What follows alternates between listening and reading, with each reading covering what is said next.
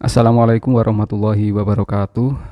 Penjelasan dan ketentuan PPDB jalur afirmasi baik SMA atau SMK tahun pelajaran 2022-2023. Oke ya, seperti yang pada edaran bahwa untuk jalur PPDB Jatim 2022 baik SMA dan SMK ya, ini SMA dan SMK itu mempunyai presentasi yang sama. Anak-anak, kita klik dulu untuk afirmasi ini. Oke ya, ini ya. Jadi jalur afirmasi jenjang SMA atau SMK itu mempunyai presentasi yang sama, yaitu 15% dari pagu sekolah. Nah, jalur afirmasi itu adalah jalur yang khusus untuk keluarga yang tidak mampu, jadi anak buruh atau anak penyandang disabilitas. Penyandang disabilitas itu anak yang mempunyai kebutuhan khusus ya, perhatian khusus. Kemudian pagu sekolah itu apa sih? Pagu sekolah itu adalah jumlah maksimal siswa yang bisa diterima di sekolah. Nah, jumlah maksimal siswa dalam satu kelas itu paling banyak itu 36 siswa. Contohnya ya, di sini ada sekolah A mempunyai 10 kelas. Berapa pagunya dan berapa siswa yang bisa diterima di jalur afirmasi? Jawabannya adalah untuk penerimaan PPDB pagu sekolah adalah 36 dikali 10 sama dengan 360 siswa. Jadi 36 ini adalah jumlah siswa dalam satu kelas dan 10 ini adalah jumlah rombongan belajarnya ya. Jadi 360 siswa yang bisa diterima dalam satu sekolah. Maka jika lebih dari 360 siswa, maka otomatis ada yang tidak diterima.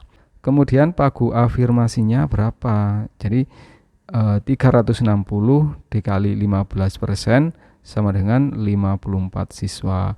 360 adalah jumlah siswa keseluruhan yang bisa diterima dalam satu sekolah, dan 15% ini adalah ketentuannya dari PPDB ya.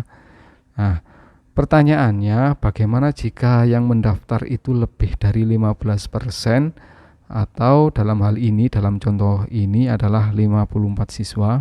Jika pendaftar afirmasi itu lebih dari 15%, maka selebihnya akan ditentukan oleh seleksi jarak dari rumah ke sekolah atau jarak yang paling dekat dengan sekolah. Ya, misalnya itu ya, yang mendaftar misalnya di sini ya itu ada 100 siswa. Oke ya. Maka yang paling dekat dengan sekolah adalah yang diterima dalam jalur afirmasi. Sisanya kemana? Sisanya tidak diterima.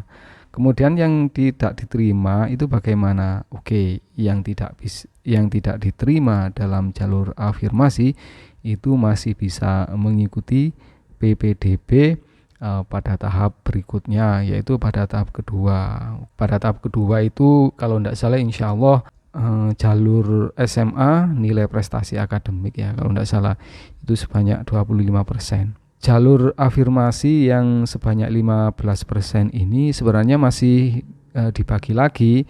7% itu dari keluarga tidak mampu ya.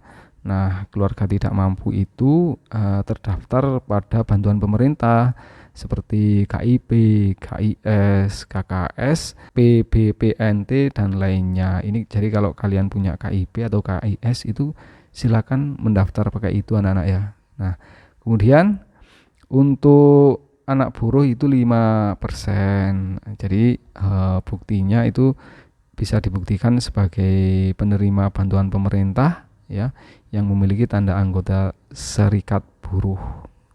Kemudian 3% ini penyandang disabilitas termasuk kategori difabel ya, yang menyelesaikan pendidikan di jenjang SMP. Jadi harus menyelesaikan SMP dulu anak-anak selama 3 tahun. Buktinya ini harus ada surat keterangan dari psikolog, psikiater atau dokter spesialis yang menyatakan atau yang membuktikan bahwa dia itu mempunyai kebutuhan khusus. Nah, untuk jalur afirmasi itu bisa dibuktikan dengan KIP tadi sudah ya. Jika kalian ingin melihat kalian terdaftar atau tidak, itu bisa dilihat untuk KIP ini di https // itu ya, pip.kemdikbud.go.id. Nanti silakan dicek sendiri sini. Kemudian KIS, kartu keluarga sejahtera, kemudian PKH atau program keluarga harapan, kartu bantuan pangan non tunai KBPNT atau kartu bantuan sosial tunai BST, itu bisa dilihat di dtks.kemensos.go.id atau bisa dicek di cekbansos.kemensos.go.id. Kemudian program bantuan pemerintah daerah lainnya, oke ya. Jika kalian mendapatkan program dari pemerintah daerah, silakan membuat surat keterangan sesuai dengan program yang diberikan oleh pemerintah daerah. Itu saja anak-anak dari saya. Ingat ya, jangan terlambat, gunakan kesempatan sebaik mungkin. Jika ingin mendapatkan informasi dan penjelasan berikutnya, silakan di subscribe saja. Mudah-mudahan ada manfaatnya, mudah-mudahan kalian bisa diterima di sekolah pilihan kalian. Dari saya cukup sekian. Assalamualaikum warahmatullahi wabarakatuh.